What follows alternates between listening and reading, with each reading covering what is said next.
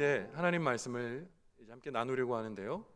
오늘 우리의 시대를 살아가는 사람 중에 두려움 없이 이 세상을 편안하게 살아가는 사람들이 있을까요?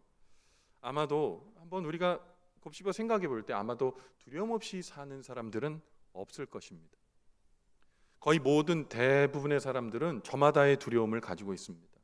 건강의 문제 때문에 아프고 어려운 순간 때문에 두려워하고도 있고, 또 경제적 문제 때문에 두려워하시는 분들도 있습니다. 또 이것저것 정말 아무것도 두려워할 것이 없는데 막연한 불안감, 이걸 요새는 공황이라고 하죠.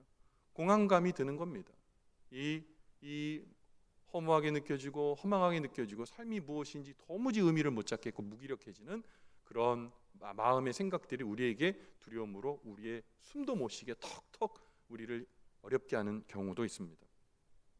우리 모두 두려움 없이 평안하게 살고 싶은데, 두려움은 멀리 있는 것이 아니라 언제나 가까운 곳에, 우리 옆에, 또 우리 마음에 그렇게 도사리고 있습니다. 일상적인 공간에서도 우리는 만나게 되죠. 여러분, 이토록 우리 삶에 가깝게 발견되어지고, 또 때로는 우리에게 정말 그 절망감, 죽을 수밖에 없는 절망감을 주는 이 두려움은 어디서 대체 만들어져서 우리에게 오는 것일까요? 그 두려움의 그러면 시작점은 어디일까요? 성경은 세상의 천하 모든 사람이 가지고 있는 이 두려움이 두 가지의 출발점에서부터 시작된다라고 이미 말씀하고 있습니다. 그 두려움의 첫 번째 출발점이 뭔가 하니 바로 우리 안에 찰싹 들러붙어서 떨어지지 않는 죄입니다. 구약 성경의 첫 번째 책이 여러분 뭔지 아실 거예요. 창세기입니다. 창세기 초반부에 보면 하나님께서는 정말 사람을 사랑하셨어요. 인류를 사랑하셔서 에덴 동산을 창설하셨습니다. 그리고 그곳에 아담을 살게 하셨고, 그리고 하와를 또한 이후에 그의 짝이 되게 해서 살게 하셨죠. 이 에덴 동산에 살고 있었던 아담과 하와는 에덴 동산에서 어떤 두려움도 없이 살았습니다. 그냥 평안하게 그 에덴 동산에서 주신 것을 누리며 살았어요. 에덴 동산이 어떤 곳이었을까요? 아담과 하와가 걸었던 그 에덴 동산의 길은 어떤 길이었을까요? 상상만 해도 정말 평안하고 안락하고 최고의 자리가 아마 그런 에덴 동산이었을 거예요. 떨어지는 해를 바라보면서 하나님의 영광을 찬양하고, 눈 떴을 때에 부족함이 없는 마음으로 살았던 그 에덴 동산의 아담과 하와, 그들의 마음 가운데는 두려움 따위는 존재할 수가 없었습니다. 그런데 그들이 두려워하기 시작했습니다. 그 두려움 없는 평안의 날들이 깨지게 되는 사건이 있었습니다. 뱀의 유혹으로 인해 우리 주님께서 아담과 하와에게 명령하셨듯이 모든 것은 다 상관없지만 동산 중앙에 있는 실과 선악과는 절대로 먹으면 안 된다라는 하나님의 명령을 알고도 뱀의 유혹으로 말미암아 아담이 먼저 범죄했고, 그리고 하와가 범죄하게 되었습니다. 두려움이 없던 그들에게 죄가 들어오니 죄와 함께 두려움이 따라 들어오게 되었습니다. 여느 날처럼 하나님께서 사랑하는 아담과 하와를 부르십니다. 아담아, 아담아, 하와야, 하와야 부르십니다. 그전에는 우리 하나님께서 그 부르시는 친절한 음성에 달려가 하나님을 만나고 교제했습니다. 그런데 죄가 들어오니, 두려움이 생기니 하나님께서 아담을 부르십니다. 아담아, 아담아. 예전에는 그 음성이 그들을 부르는 사랑스러운 음성으로 들렸는데, 이제는 천청병력과도 같은 두려움의 목소리로 들리는 겁니다. 아담아, 아담아, 꾸짖듯 들리는 겁니다. 아담은 죄 가운데에 따라 들어온 두려움 때문에 절대로 하나님 앞에 나올 수 없었습니다. 그는 숨어버렸습니다. 하나님이 영영 못 찾게 되기를 바라면서 그는 자기의 몸을 숨깁니다. 그리고 두려움에 떨면서 결국 하나님 앞에 숨을 수 없음을 알게 되면서 창세기 3장 9절부터 10절에 이렇게 고백합니다. 여호와 하나님이 아담을 부르시며 그에게 이르시되 내가 어디 있느냐? 이르되 내가 동산에서 하나님의 소리를 듣고 내가 벗었으므로 두려워하여 숨었나이다. 인류를 오염시킨 죄는 우리에게 두려움을 주었습니다. 그 죄가 시작됨으로써 우리의 삶에 두려움이 드디어 탄생하게 된 겁니다. 자, 죄를 통해 우리에게 흘러들어오는 가장 치명적인 여러분 저주가 뭐죠? 사망입니다. 죽음이 죄와 함께 두려움을 초대했고 사망의 대상이 되게 했습니다. 그 세상의 모든 사람들은 죽지 않으려고 그렇게 두려워하는 겁니다. 병에 걸려 죽을까 봐, 충분한 돈을 벌지 못하면 안정적인 상황을 맞이하지 못하여 죽을까 봐, 그것 말고도 인생의 여러 그냥 준비하지 못했던 죽음들을 만나면서 나도 저렇게 될까 봐 두려운 겁니다. 죄를 따라 타고 들어온 두려움이 우리를 하나님과 멀게 했을 뿐만 아니라 두려움에 종되어 살게 된 것입니다. 여러분, 죄는 두려움을 우리에게 주었습니다. 그런데 하나 더 우리에게 두려움을 주는 것이 있습니다. 두 번째 두려움의 출발점은 바로 하나님에 대한 믿음의 부재입니다. 성경은 많은 곳에서 우리가 하나님에 대한 믿음에서 떠나게 될 때, 전능하신 하나님의 능력을 믿지 못하게 될 때, 구주 예수 그리스도의 은혜를 믿지 못하게 될 때 두려움이 그 빈 마음의 점령군으로 차지하게 됨을 말씀으로 이야기합니다. 우리가 믿음을 잃어버리고 믿음의 부재의 상태가 될 때 두려움이란 놈은 우리를 삼켜버립니다. 신약 성경의 마태복음 14장을 보면 풍랑이는 바다의 한복판에서 예수님께서 제자들을 향하여 걸어가시는 장면이 기록되어 있습니다.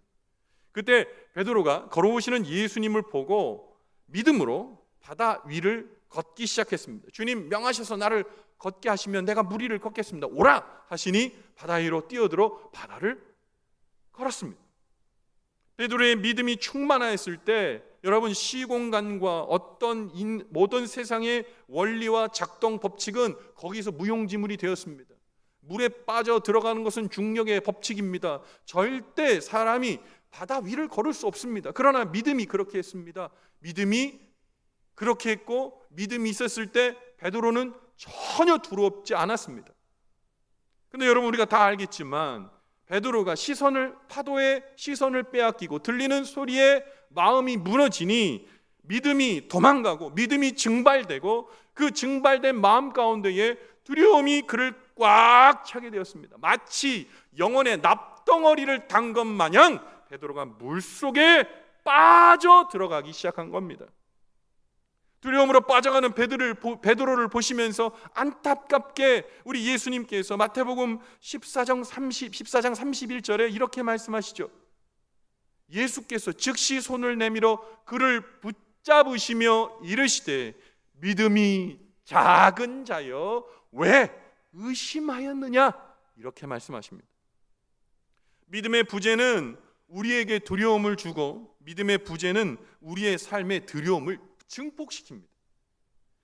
결국 죄와 믿음의 부재라는 이 두 가지의 출발점으로 시작한 두려움으로 인해 오늘 살아가는 수많은 사람들이 고통받고 있습니다. 그런데 여기에서 출발했다고 생각하지 않아요. 내가 가진 것이 없어서 그렇다고 그래요. 내가 인간관계의 문제에 실패해서 그렇다고 생각해요. 아니요, 출발이 잘못됐어요. 출발이 잘못되었는데 그 이유도 모르고 영은 황폐화돼 갑니다. 그리고 이 어디서부터 올지 모르는 이 두려움 때문에 어떤 사람은 스스로 극단적인 선택을 하기도 합니다. 죽어서 끝내버려야겠다고 생각하고 죽음을 선택하기도 합니다. 여러분, 이같이 두려움이라는 것은 우리를 약하게 만들고, 그래서 우리는 그 두려움으로부터 탈출하기 위해서 많은 사람들이 두려움을 이기고 안정을 추구하기 위해서 많은 것들을 찾습니다. 그것이 돈이 될 수도 있고, 그것이 권력이 될 수도 있고, 그리고 한 번 빠지면 빠질 수 없는 약물이 될 수도 있는 것이죠. 그래서 사람들이 선택하게 된 물질적인 부, 권력, 명예, 인간의 욕구를 모두 해결해 줄 거라고 믿는 생각 속에서 우리 인간이 만든 우상들, 그 우상들을 신이라 부르며 괜찮지 않은데 괜찮은 척 하고 있는 겁니다. 이제 여러분, 우리가 이 두려움의 시작이 이곳으로부터 시작되는 것을 전제하고 여러분 우리 신앙이 하나님을 예수 그리스도를 붙들어야 합니다. 우리 삶에 오는 모든 두려움을 해결하려면 한눈 파르시면 안 됩니다. 딴 것 보시면 안 돼요. 우리가 이제 여러분들에게 말씀드릴 이 복음의 진술을 듣지 않으면 여러분 한눈 팔 수밖에 없습니다. 두려움의 문제를 해결해 주실 수 있는 분을 주목하셔야 돼요. 이번 주간에 제가 자동차를 타고 운전을 이제 하다가 횡단보도 건널목 앞에 딱 섰습니다. 이제 다음 신호를 기다리면서 보고 있는데 왠지 왼쪽에 어떤 한 젊은 자매인 것 같아 한 20살 중후반 정도 되시는 분 같은데 신호등이 있는데 신호등은 안 보고 핸드폰을 보고 계신 거예요. 뭔지 계속 오르고 내리고 뭘 하는지 보고 있더라고요. 저는 보려고 본 건 아니지만 신호등을 쳐다보고 있지 않아서 혹시 저분이 또 신호등 잘 켜지면 건너갈까 그런 생각도 들더라고요. 그런데 이렇게 유심히 봤는데 여러분 어땠을까요? 여러분은 어떻게 추측하십니까? 그런데요, 저와 여러분의 추측이 딱 맞았어요. 신호등이 바뀌었는데 핸드폰 계속 보고 있는 거예요. 그래서 이제 보니까 바뀌기 전에 이제 막 전멸불 두 칸 남아 있을 때 있잖아요. 그때까지 안 보고 있어서 저 사람 큰일 났다라는 생각을 했는데 한 칸 남았을 때 봤어요. 그럼 어떻게 해야 되죠? 건너가면 안 되잖아요. 근데 핸드폰을 쥐고 뛰기 시작하는 거예요. 여러분 한 발짝 걸자마자 빨간불로 바뀌었어요. 여러분 자동차들이 만약에 저는 그걸 보고 움직이지 않았거든요. 근데 만약에 신호를 본 자동차가 있다면 이거 큰 사고 납니다. 그분이 다행이라고 생각하면서 지나가는 것까지는 제가 확인했지만 그분은 지금 큰 사고 날 뻔한 거예요. 신호등은요, 여러분 우리가 하찮게 생각할지 모르지만 생명과 직결되어 있는 거예요. 사고 날 수 있어요. 아니 사고 납니다. 그런데 지금 핸드폰 보고 있어서 한눈 팔고 있는 거예요. 사랑하는 성도 여러분, 오늘날 우리가 이제 말씀을 여러분과 함께 나눌 때 우리 인생에서 두려움을 해결할 수 있는 빨간불과 파란불을 여러분에게 말씀드릴 거예요. 파란불 켜져 있을 때 건너가셔야 되고요. 빨간불 켜져 있을 때 서셔야 돼요. 오늘 말씀에 이제 두려움의 신호등이 어떻게 성경에서 두려움의 신호등을 말씀하시는지 여러분들에게 이제 제시해 드리려고 해요. 이제 잘 들으세요. 이 말씀을 잘 들으시고 여러분 두려움 없는 하나님의 사람으로 사시기는 축복이 있게 되기를 간절히 바랍니다. 여러분 빨간불입니다. 우리가 두려워하지 말아야 될 것 있습니다. 빨간불입니다. 여러분 우리는요 세상의 권세와 그 배후에 있는 사망 권세를 두려워해서는 안 됩니다. 마태복음 10장 28절에 상반절에 오늘 우리가 읽은 말씀에 이런 말씀이 있습니다. 몸은 죽여도 영혼은 능히 죽이지 못하는 자들을 두려워하지 말고, 예수님 직접 하신 말씀입니다. 예수님이 하신 이 말씀은 하나님을 무시하고 불의를 행하는 사람들과 세상의 부귀 영화와 세상의 힘과 권세만을 믿고 사는 사람들을 두려워하거나 또는 부러워하지 말라고 말씀하는 거예요. 여러분 세상의 많은 권력과 그 뒤에 사단의 사망 권세는 우리를 날마다 윽박지릅니다. 그들이 가지고 있는 권세, 그것이 생사여탈의 권력이라고 말하고 생명의 주인이신 하나님을 의지하고 용기 있게 사는 성도들을 무시하거나 때로는 조롱합니다. 세상은요 하나님이 없다는 전자에 돌아가는 세상입니다. 세상에 많은 사람들이 유물론을 섬기거든요. 유물론이 무엇이냐면 하나님 영적인 일 이런 것과 상관없이 세상은 물질로만 존재하고 있다는 생각이에요. 그러니 물질이 물신이 만몬이 가장 큰 중요한 요소가 되는 것이죠. 여러분 그렇게 생각할 때 예수 믿는 사람들은 어떻게 보일까요? 전혀 없는 바보 같은 사람들인 거예요. 하나님 앞에 헌물 드린답시고 갖고 있는 것 교회에 내고 하나님 앞에 예배한답시고 황금 같은 시간에 엉뚱한 곳에 가는 사람들, 하나님을 의지한답시고 지금 발에 떨어져 있는 문제를 해결해보고 수습해보려는 노력은 안 하고 정말 한가하게 하나님이라는 존재 앞에 엎드려 질질 짜면서 기도하는 사람들이 그들이 보는 사람들 그리스도인이에요. 왜 그럴까요? 하나님 모르기 때문입니다. 하나님을 모르니 어찌 두려워할 수 있겠어요? 그들이 두려워하는 것은 오직 세상에 관련된 일이에요. 좋은 것들을 제공해 줄 수 있는 물질, 나를 다른 사람보다 높이 보여줄 수 있는 명예, 내가 다른 사람들보다 더 쾌락을 느끼고 더 오래 살기 위한 마약이나 또는 약들, 그것에 의지하며 세상에서 가장 잘난 사람이라고 생각하는 사람들이 하나님을 두려워하지 않는 세상 사람들과 그 뒤에 있는 사망의 권세입니다. 하나님께서는 이 미몽에 빠져 있는 우리를 구원하시려고, 그래서 하나밖에 없는 당신의 아들 예수 그리스도를 생명의 하나님께서 보내주신 겁니다. 우리를 구출하시려고.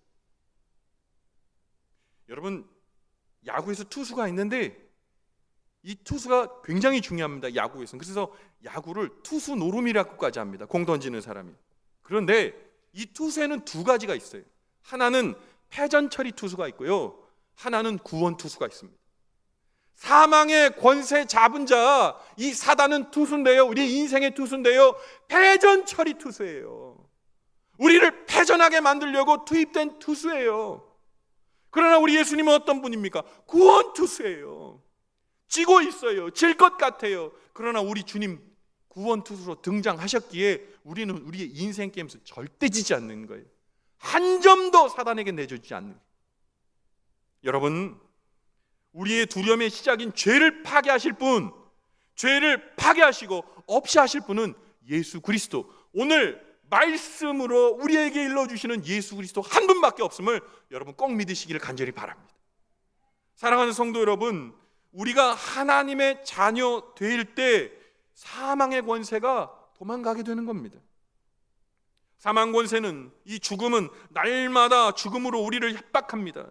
예수 그리스도를 통한 영생의 소망을 빼앗아서 죽음의 권세 앞에서 우리를 벌벌 떨게 하지요.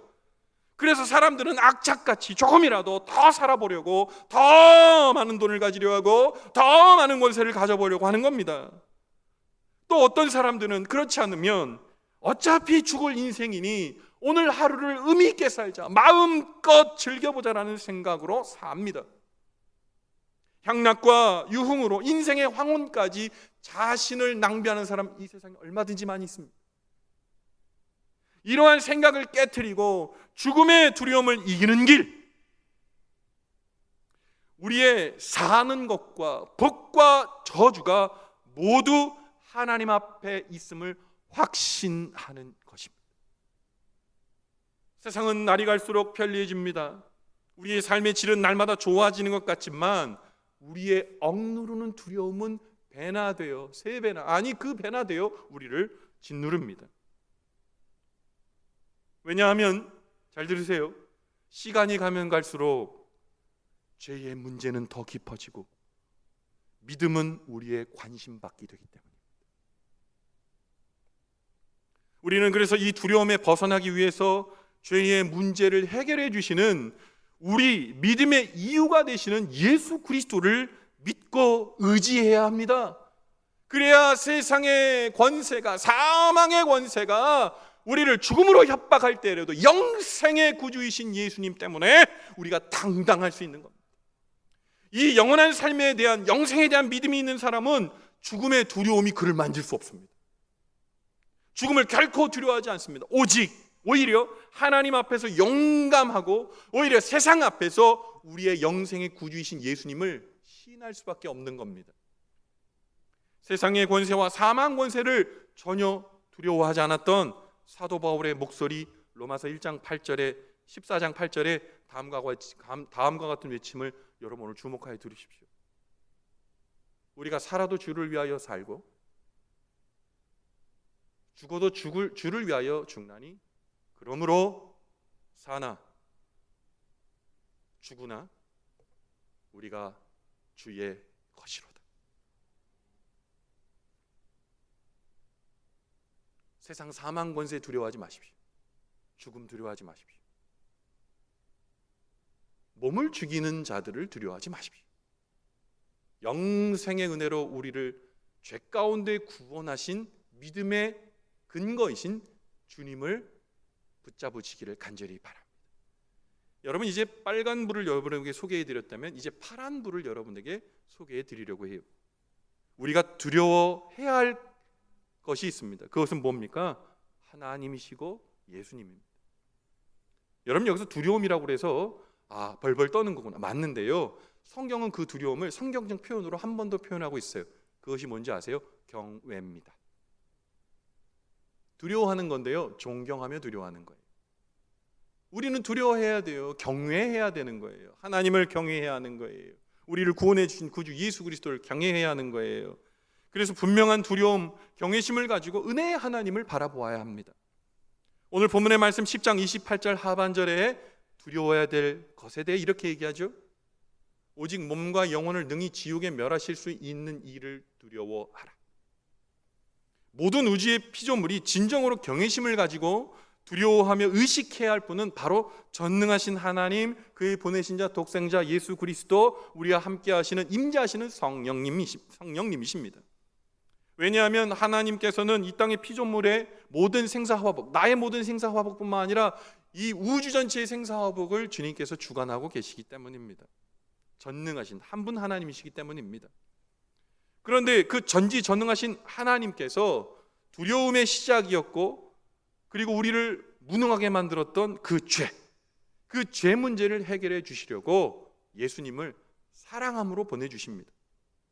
그 예수님을 믿기만 하면 이제 우리는 하나님의 자녀 될 수밖에 없는 겁니다. 아까 오늘 말씀 마태복음 10장 28절 하반절에 능히 지옥에 멸하시는 자를 두려워하라, 이 말씀을 읽으셨잖아요. 근데 이 말씀을 다른 사람들, 세상 사람들을 보면 막 그래요. 이게 뭐냐? 말씀이 우리를 협박하는 거냐? 지옥으로 우리를 협박하는 거냐? 믿지 않는, 믿음이 없는 사람들은 그렇게 얘기할 수 있어요. 직설적으로 이 본문을 해석한다면. 근데 믿는 우리는요, 이걸 이렇게 해석하지 않아요. 의역해요. 지옥에 멸하실 수 있는 그 하나님이 우리는 하나님의 은혜 가운데 있기에 그것을 면제해 주시는 거예요. 사랑의 나라로 초대해 주시는 거예요. 이 말씀은 우리를 향한 강렬한 사랑의 메시지인 거예요. 지옥에 떨어져 지옥의 불쏘시개가 될 수밖에 없는 우리였지만 예수 그리스도를 믿고 의지하며 사망의 권세로부터, 죽음의 권세로부터, 세상의 권세로부터 이제 벗어나 예수 그리스도를 두려워하고 그분을 믿으면 우리는 지옥에 멸하여 떨어지는 것이 아니라 하나님의 영생을 맛보게 되는 하나님의 자녀가 됨을 여러분 믿으시기 바랍니다. 저는 이번 주간에 주 안에서 천국에 입성하신 김한수 집사님의 입관 예식에 함께했고 진행을 했습니다. 주관했습니다. 병마와 힘겨운 싸움을 하셨지만 결국 믿음을 지키고 하나님의 품에 안긴 이 김한수 집사님, 이 하나님의 사람의 마지막 모습을 보면서 하나님의 은혜 가운데 마지막을 주님 앞에 드린 사람의 모습이 이렇게 아름다울 수 있구나 다시 한번 절감하게 되었습니다. 김한수 집사님, 제가 부임했을 때부터 그때부터 아프셨지만 찾아뵐 때마다 얼굴이 정말 힘드셨어요. 고통스러우셔가지고 많이 얼굴이 막 일그러지시기도 하시고 또 말씀을 전하는 가운데 이렇게 쓰러지기도 하고 그러셨어요. 그런데 마지막 그 입관의 얼굴 보니까요, 이 쭈글쭈글했던 것이 다 펴졌어요. 이제는 그런 고통과 통증을 느끼지 않죠. 이미 천국, 그 영혼은 천국 같지만 이 육체가 다 펴져가지고 김한수 집사님이 아는 것처럼 너무 멋있고 너무 아름다우시더라고요. 고통이 끝난 거예요. 아픔이 끝난 거예요. 하나님의 은혜의 나라에 간 거예요. 천국 영생의 주인공이 된 거예요. 하나님의 백성이 된 거예요. 김한수 집사님이 아팠지만 죽음을 두려워하지 않으셨던 거예요. 하나님을 경외하고 하나님의 은혜의 품에 안기신 거예요. 기도하면서 그런 마음이 직감되었어요. 하나님, 저도 우리 김한수 집사님처럼 신앙생활 잘하고 목사로서 하나님 좋은 목사 되어서 저도 이 아름다운 마지막, 똑같은 마지막 될 수 있도록 해달라고 그런 기도가 절로 나오게 되었어요. 사랑하는 성도 여러분, 하나님께서 사랑하셨고 도우셨던 우리 김한수 집사님은 많은 사람들 얘기하기는 아이고 고생하다가 결국 죽었네 세상 사람은 말할 수 있지만 우리는 그렇게 말할 수 없습니다. 하나님의 은혜 가운데 통증 속에서도 죽음의 두려움 앞에서도 겁내지 않았던 하나님의 사람이 예수 그리스도의 영생의 천국의 구원자이신 예수 그리스도를 믿고 천국의 하나님의 은혜 가운데에 초대받아 영광의 나라에 간 거예요. 그렇기 때문에 김한수 집사님은 사망에 삼켜 죽음을 당한 것 아니라 사망을 오히려 삼키고 부활의 아침에 주인공이 되는 하나님 자녀가 된 겁니다. 하나님 두려워하세요? 두려워할 자를 두려워하십시오. 세상에 벌벌 떨지 마시고 몸을 죽일 수 있다고 엇박하고 윽박지르는 세상을 두려워하지 마십시오. 우리를 천국 영생의 은혜의 자리에 다 죄 많은 죽을 수밖에 없는 죄임에도 불구하고 우리를 하나님 자녀 삼아주시는 그분을 경외하십시오. 두려워하십시오. 시선을 의식하십시오.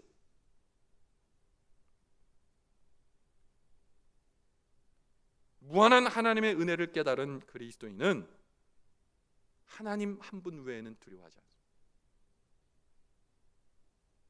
세상의 두려움에 압도되지 않는 겁니다. 천하 없는 세상의 부귀가 그의 영생을 빼앗을 수 없는 겁니다. 천하 없는 세상의 건강이 그를 예수 안에 흔들 수 없는 겁니다. 천하 없는 세상의 학문이 그를 예수 안에서 뽑아낼 수 없는 겁니다. 하나님을 바라봅시다. 예수 그리스도를 의지합시다. 성령을 바라봅시다. 경외함으로 우리 주님을 바라봄으로 말미암아 혹 오늘 예배 드릴 때 여러분의 마음 가운데에 죽을 마음이 있었다면 그것이 하나님의 생명의 은혜로 바뀌게 되기를 바랍니다.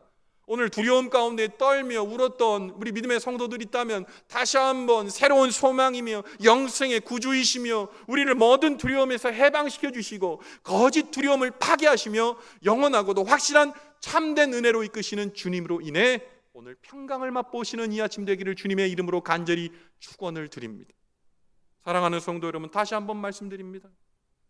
죄와 사망의 권세를 이기시고 우리의 믿음이 대상이 되어 주셔서 우리를 구원하신 구주 예수 한 분만 여러분 경외하며 두려워하시면 하나님께서 우리의 삶 가운데에 우리를 두려움 없는 하나님의 사람으로 보호하시고 인도하시며 축복의 자리로 우리 이끌어 주심을 믿게 되는 그 놀라운 은혜가 저와 여러분의 복이 되기를 주님의 이름으로 간절히 축원을 드립니다. 아멘. 기도하겠습니다.